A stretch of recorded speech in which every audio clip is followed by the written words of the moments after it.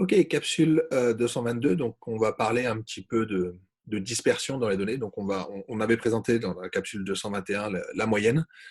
Donc là, on va passer un petit peu plus. Donc, était la valeur, ce que j'avais présenté comme étant la valeur centrale, mais ça sera aussi rediscuté juste après quand on parlera de médiane.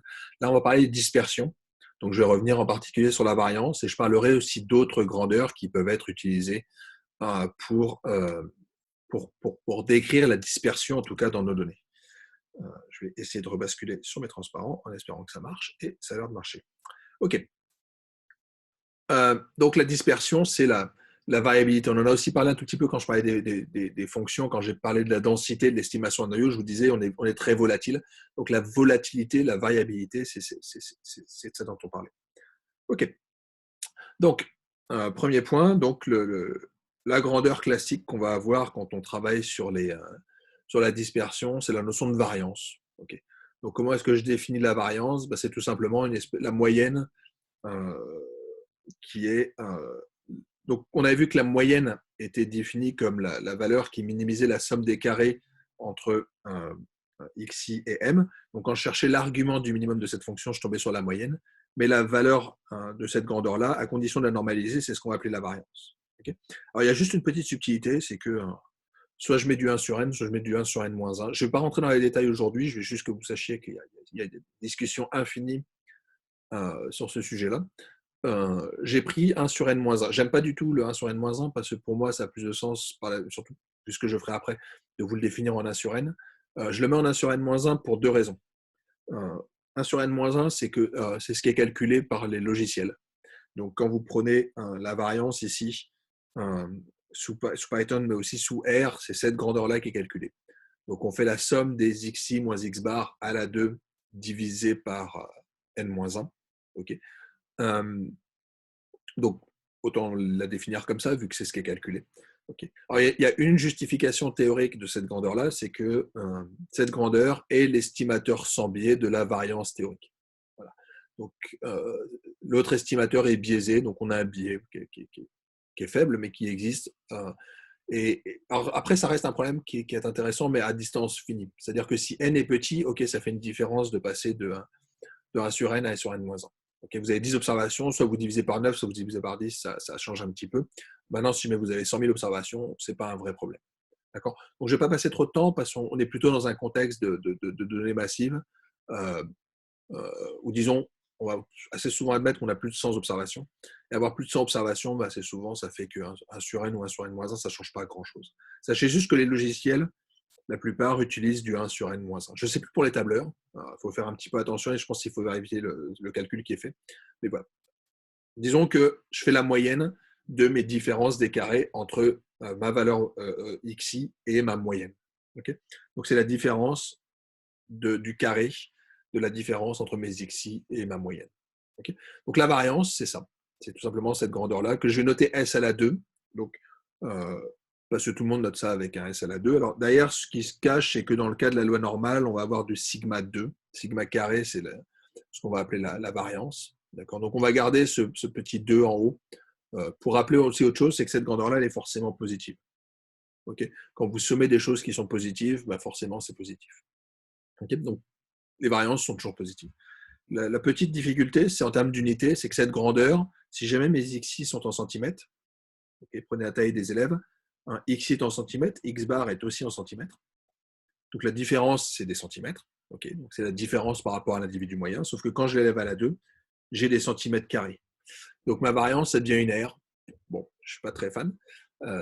Mais comment est-ce que je peux résoudre ça? C'est marqué en petit ici. Je prends la racine carrée. Donc c'est la standard deviation, l'écart type. L'écart type, il est de la même unité que les grandeurs qu'on regarde. Okay, donc l'écart type sera plus intéressant en termes d'interprétation de la dispersion. Donc je reviens là aussi, un peu comme dans la moyenne, où j'avais fait le parallèle entre la moyenne et l'espérance. La seule difficulté ici, d'un point de vue linguistique et terminologie, c'est qu'on utilise les mêmes termes pour utiliser deux grandeurs différentes. La variance, ce sera à la fois la variance empirique, celle que je vous définis en haut, donc le 1 sur n ou 1 sur n-1 de la différence entre les xi et x bar à la 2, ou la version théorique, qui est que c'est l'espérance de la différence entre x et son espérance à la 2. D'accord. Donc on a ces deux objets qui sont un peu différents, la valeur probabiliste, qui est la seconde, et la valeur statistique, qui est la première. D'accord. Mais le terme est le même. Voilà, donc ça perturbe beaucoup les étudiants qui font de la statistique mathématique, mais bah, on va admettre que c'est pas très gênant. Petite propriété qui peut être intéressante, peut montrer qu'on a cette petite écriture. Donc, au lieu de dire que je fais la moyenne des carrés, on peut voir ça comme étant la moyenne du carré moins le carré de la moyenne. D'accord. Ce que je préfère voir sous une forme peut-être un peu plus conceptuelle, c'est de dire que la variance, au lieu de dire que c'est l'espérance de x moins son espérance à la 2, dire que c'est juste la valeur moyenne. Donc, encore une fois, espérance, c'est valeur moyenne. La valeur moyenne de x à la 2 moins la valeur moyenne, le tout à la 2. Okay, donc ça va être mon espérance. Pardon, ça va être ma variance. Et c'est cette grandeur qu'on va assez souvent utiliser comme étant un indicateur de dispersion de notre échantillon. Donc, exemple classique, pile ou face. Okay. Vous tombez sur 0 ou sur 1. Vous tombez sur 1 avec une certaine probabilité P. Ce qu'on avait vu dans la capsule précédente, c'était que l'espérance de la valeur que vous allez obtenir, elle est P. Okay. La variance, vous pouvez faire le calcul, c'est P1 moins P. Okay. Donc ça, c'est quelque chose qu'on connaît bien. Cette chose-là, c'est un polynôme de degré 2, c'est une parabole. Okay. Donc si jamais j'essaie de la représenter sur 0,1, cette fonction, elle est comme ça. Okay. C'est une parabole qui est en cloche et qui atteint sa valeur maximale précisément en 1,5. Okay. Et dans ce cas-là, ça vaut un quart. Donc, si jamais vous faites un jeu de pile ou face, la valeur maximale de la variance de ce que vous allez obtenir, c'est maximal quand votre pièce elle est équilibrée. Okay. Donc, si jamais vous voyez la variance comme étant de l'incertitude, de la variabilité, okay, ce qu'on voit, c'est que quand on fait un sondage, bah, la variabilité sera maximale quand les deux candidats sont finalement les plus proches l'un de l'autre. Donc, quand on est proche de 1,5. Okay. Donc, ça, c'est d'autant plus gênant que c'est précisément la zone pour laquelle on voudrait réduire l'incertitude, donc savoir qui va gagner. Okay. Donc, ce que ça vous dit, et c'est un peu gênant parce que finalement, quand on veut essayer de quantifier, de faire des modèles prédictifs dans le but de prendre des décisions, on a envie de savoir ce qui va se passer. Donc, si jamais vous faites un sondage pour savoir qui va gagner, si jamais les deux candidats sont très départagés, donc si jamais vous êtes à 90-10, non seulement vous avez confiance pour dire qui va gagner, parce que quand vous êtes à 90%, il y a quand même beaucoup plus de chances de gagner que quand vous êtes à 10%, mais en plus, votre estimateur, il est plus fiable. Quand vous êtes à 49-51, non seulement c'est très proche, mais en plus, c'est l'endroit où vous avez le plus d'incertitude. Okay. Donc, c'est ça que nous raconte cette petite parabole. Okay. C'est juste le fait que c'est précisément au cœur, précisément en 1,5, qu'on a le plus de variance. Autre petite propriété sur la variance d'une transformation linéaire. Donc, repensez à l'histoire de passer des degrés Celsius au degré Fahrenheit. Donc, c'est une transformation linéaire. Okay. Quand on fait la variance, on a un petit a à la 2 qui apparaît. Okay. Donc, ça, c'est un tout petit peu gênant. Ça veut dire que... Enfin, gênant. La variance n'était déjà pas homogène, donc ça ne changera pas grand-chose. Il faut juste se souvenir qu'on va avoir ce coefficient multiplicatif qui va apparaître. Alors ça, je vais l'interpréter dans un cas intéressant. C'est le cas qui est juste après. C'est le cas où je vais sommer des variables. Okay. Donc, non, je le ferai plus. Pardon. Oubliez ce que je viens de dire. Autre cas qui va nous intéresser, c'est le cas où on fait la variance d'une somme. Donc la variance d'une somme, à condition d'être indépendant, ça va être la somme des variances. Dans le cas de l'espérance, on avait vu que c'était toujours vrai, mais dans le cas des variances, il faut qu'on ait l'indépendance pour pouvoir écrire ce genre de résultat. D'accord. Je vais peut-être passer le cas du moment brownien, ce n'est pas forcément très intéressant. Donc petit exemple classique. Okay. Quand vous faites un lancer de dés et vous essayez de deviner la variance du gain que vous avez si jamais vous gagnez la valeur qui est la face apparente du dé. L'espérance, elle vaut 7 sur 2. Et on peut montrer que la variance vaut aussi 7 sur 2. D'accord. Donc voilà, juste un petit calcul. Si jamais vous voulez vous entraîner et faire des calculs, allez-y. Je vais juste parler de deux petites extensions. Donc on avait vu l'extension qui était la valeur standard, donc qui est un moyen pour normaliser quelque part la grandeur. Parce que ce 7 sur 2, encore une fois, le deuxième, en tout cas, il n'a pas d'unité. C'est que si jamais vous faites des jeux de paris où vous gagnez la valeur qui sort, si jamais vous gagnez 6 dollars quand un 6 sort, la première valeur, elle se trouve être en dollars, mais cette valeur, elle est en dollars à la 2. Okay. Donc, je ne suis pas très fan, d'accord? Sauf que je pourrais prendre la racine carrée de 7 sur 2 pour la standard deviation. Cette fois-ci, l'unité sera bien les dollars. L'autre possibilité, c'est de travailler sur une autre grandeur. C'est de dire que je ne vais pas travailler sur la somme des carrés des erreurs, mais sur la différence des valeurs absolues. Donc ça, c'est une autre grandeur qui est utilisée pour mesurer la dispersion. C'est la mean absolute deviation, okay, qui est un autre indicateur de dispersion. Okay. Donc je ne vais pas prendre les valeurs à la 2, je vais juste prendre les écarts en valeur absolue. Et j'en parlerai un tout petit peu plus tard dans 2 capsules, dans la 224, quand on parlera de médiane et de quantile, parce qu'en fait, ces grandeurs-là sont directement liées à des valeurs médianes. Okay. Alors peut-être pas exactement sur du X-bar, mais quand on travaille sur des valeurs absolues, on travaille sur des notions de médiane. Okay. Donc les choses classiques quand on travaille sur la dispersion, c'est naturellement la variance, l'écart type et potentiellement plutôt quelque chose autour des valeurs absolues. Okay. Une fois que j'ai dit ça, je vais juste prendre, allez, on va dire 5 minutes pour parler d'un autre type d'indicateur de dispersion. C'est celui qui est utilisé quand on travaille sur les inégalités en économie. Donc quand on travaille sur les inégalités, il y a des outils qui sont classiques. C'est ce qu'on appelle la courbe de Lorenz. La courbe de Lorenz, c'est quoi? Alors, c'est très lié à des choses qu'on avait un petit peu évoquées quand on travaillait. Donc, l'idée, c'est de passer sur des fonctions. Okay, donc, ça va être lié à ce qu'on racontait sur les fonctions dans la capsule 221. Okay, sauf que cette fois-ci, je vais normer mes cumuls. Okay, donc, on va faire ça sur du revenu, puis après, je présenterai des applications sur autre chose que du revenu. Donc, on suppose qu'on a n individus, okay, dont je dispose du revenu. Okay. Donc le revenu est positif. Ah oui, ces grandeurs sont définies à partir du moment où je travaille sur des valeurs qui sont positives. Donc je peux le faire sur la taille, je peux le faire sur toutes sortes d'affaires, mais il faut que ce soit des grandeurs positives. Je n'ai pas le droit d'avoir des valeurs négatives. Donc je ne peux pas faire de courbe de Lorentz sur des températures, par exemple. Okay. Donc j'ai mes données, Y1, YN, et je vais supposer qu'elles sont ordonnées. Okay. Donc ordonnées un petit peu comme j'avais défini tantôt.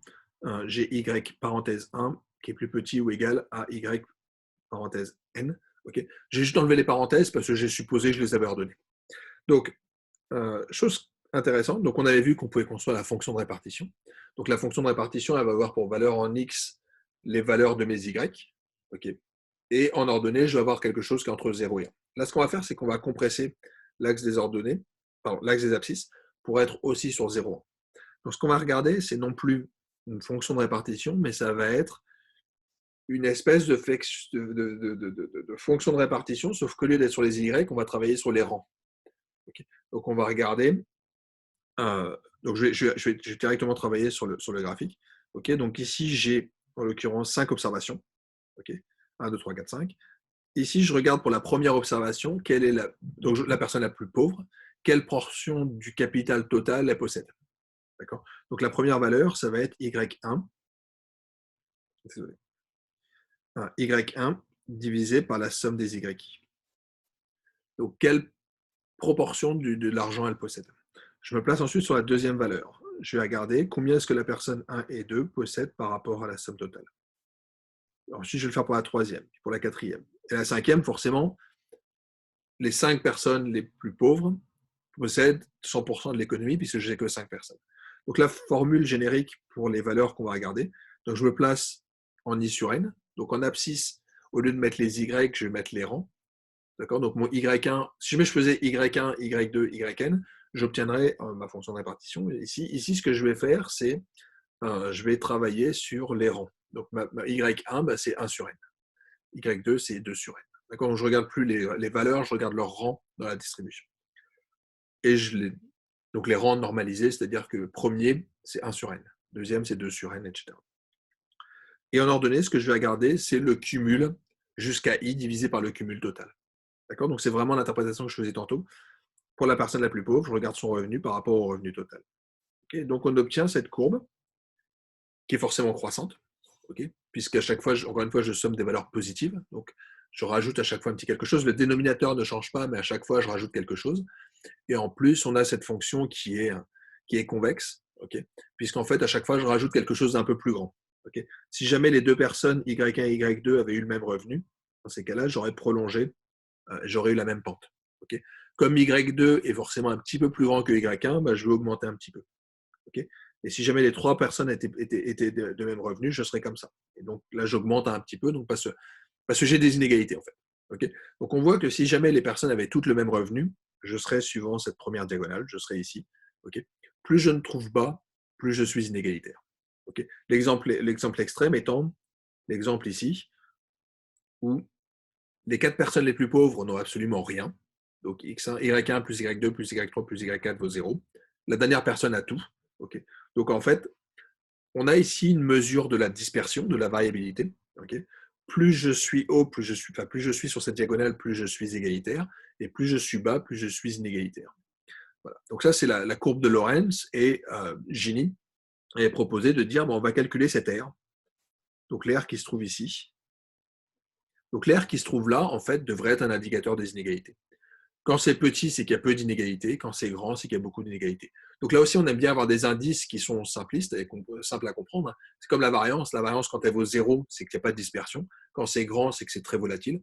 Là, c'est pareil. Je vois un indice qui, quand il est nul, me dit qu'il n'y a pas d'inégalité, qu'il n'y a pas de dispersion. Et plus il est grand, plus il y a de la dispersion. Donc en fait, ce qui avait été dit, c'est je vais prendre cette aire-là et je vais la normaliser par le cas maximum. Le cas maximum, c'est quand j'ai toute cette aire-là. D'accord? Donc c'est techniquement cette aire en bleu foncé, l'air en bleu clair. Donc, Gini a proposé cette aire qui est l'intégrale, en tout cas le ratio de l'air en bleu sur l'air total. Donc cette grandeur, elle appartient forcément à 0,1. Donc 0,1, ça veut dire quoi? 0, ça veut dire que c'est égalitaire. Donc ça correspond au cas où la variance de mon revenu vaut 0. Okay, donc tout le monde a le même revenu. Okay. Le cas extrême, c'est le cas au contraire où tout le monde a 0 et la personne la plus riche a absolument tout. Okay. Donc vous avez 0, 0, 0 et vous avez YN. Okay. Dans ces cas-là, c'est vraiment le cas extrême. Donc on est entre 0 et 1. Et cet indice, c'est celui qui est souvent utilisé pour décrire les inégalités dans différents pays, d'accord, ou dans le temps. Donc vous prenez un pays et vous le suivez dans le temps. Donc je vous ai mis la formule pour le calculer. Okay. Ça n'a strictement aucun intérêt. Ce qu'il faut juste comprendre, c'est la philosophie de calcul de cet objet-là. Derrière, ce qui se cache, c'est ces courbes de Lorentz, okay, qui reviennent à normaliser. Enfin, beaucoup de choses sont autour de la normalisation quand on traite des fonctions, parce qu'on veut pouvoir les comparer dans le temps sur différents pays. Donc il faut qu'on puisse les rendre comparables. Okay. Donc comment je rends comparable? En divisant par le revenu total. Okay. Donc si le revenu total de ma population augmente, donc typiquement si jamais je double l'argent de tout le monde, je double le salaire de tout le monde, je ne double pas les inégalités. Okay, on pourrait le discuter. Okay, donc on n'est pas dans un cours d'économie des inégalités ici. On va admettre que ça peut être le cas ici. Donc si jamais je double le revenu de tout le monde, je maintiens mes inégalités comme étant constantes. Okay. Donc c'est ce que nous raconte cet indice. Donc il est normalisé. Donc c'est ce qu'on appellera homogène de degré 0. Okay. Si jamais je multiplie par une certaine constante, l'indice de Gini de A fois les Y, c'est la même chose que le Gini pour la même chose, pour le G de Y. Okay. Donc c'est un petit peu ce que nous raconte. Je vais passer ici si vous voulez bien voir. Et c'est ce que ça nous raconte. Okay. Donc cet indice de Gini pourrait être intéressant pour décrire les inégalités. Donc je vais juste vous montrer une petite application pour voir un peu à quoi ça ressemble. J'ai pris des données qui sont disponibles sur un site à l'Université de Columbia, qui est la population dans le monde. Okay. Donc la population, elle est... Alors, on n'est pas sur du revenu, hein. On est sur la densité de population. Donc la population, elle est assez inégalement répartie sur le territoire. Okay. Si je le fais de manière un peu rapide, ici, il n'y a personne. Ici, il n'y a personne. Okay. Par contre, il y a des endroits où on est très, très, très peuplé. Okay. Donc, on l'observe ici sur des couleurs. Donc, les couleurs, classiquement, ici, représentent une densité. Okay. Donc, on est sur des pixels qui sont très, très, très, très, très, très, très fins. Je ne sais plus la taille des pixels, mais c'est relativement précis. Quasiment de l'ordre du kilomètre. Okay. Donc, on est sur des choses très, très, très, très, très, très, très, très fines. D'accord. Et plus ma couleur est sombre, plus la densité est importante. D'accord. Et on peut se demander, est-ce que je peux visualiser la densité de la population? Okay. Donc c'est ce que je m'étais amusé à faire, où je m'étais dit, c'est facile, je vais prendre un pays, je vais prendre tous les petits carreaux qui sont dans ce pays, puis je vais regarder les valeurs des densités. Je peux récupérer deux informations. Je peux récupérer l'indice de Gini, par exemple. Donc je l'ai fait ici dans certains pays européens. On peut regarder la proportion des personnes qui habitent dans 5% du territoire. Okay. Et je peux construire les courbes de Lorentz. Donc mes courbes de Lorentz, ça veut dire, je prends, donc supposons qu'on ait n carreaux dans un pays. Okay. Donc encore une fois, je découpe ma population dans mon pays, elle est découpée dans plein de petits carreaux, okay, de taille, on va dire 1 km sur 1 km. Okay. Et je regarde dans chacun des petits carreaux quelle est la valeur de ma densité de population. je les ordonne et je trace cette courbe qui me dit, dans une certaine proportion de personnes ici, donc 60% de la population habite par exemple, en France, dans 10% du territoire. En Allemagne, on est plutôt à 25% du territoire. Okay, donc, ça nous permet de comprendre un petit peu la répartition de la population. Si jamais j'étais à 50%, ça voudrait dire que la population elle se répartit de manière complètement uniforme sur le territoire. D'accord. Donc, on est sur cette visualisation de la dispersion, okay, en tout cas des inégalités au sein de ma population. L'exemple le plus extrême ici, c'est le Canada, où on voit que 90% de la population est répartie sur 1% du territoire. Okay, donc, alors, je continue à mettre ça dans cette catégorie de dispersion. En fait, c'est des problèmes de concentration. Okay, donc, on est très concentré et donc ça nous crée d'autant plus de variabilité. D'accord.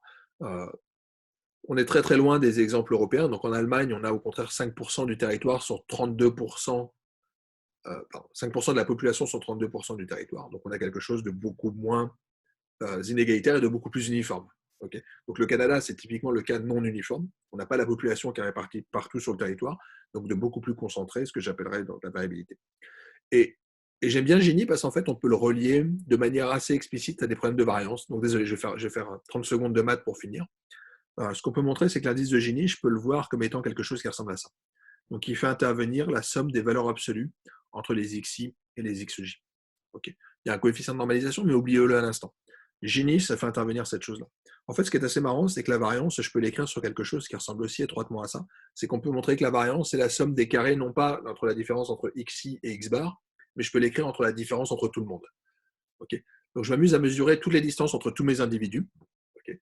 Et je regarde quelque part l'espérance de cette valeur-là. L'espérance de cette valeur-là, ça correspond à l'espérance. Okay. Donc, on a deux grandeurs qui sont quand même très très proches pour mesurer la variabilité. Donc, je prends tous mes individus et je mesure les distances entre eux. Si jamais je le fais en distance euclidienne, je tombe sur la variance. Si jamais je le fais en distance de Manhattan, je tombe sur l'indice de Gini. Okay. Donc, on a quelque chose d'assez élégant et d'assez robuste pour mesurer cette dispersion. Voilà, donc je vais arrêter pour cette capsule et puis on se retrouve très bientôt pour la suite où on parlera en particulier de quantile.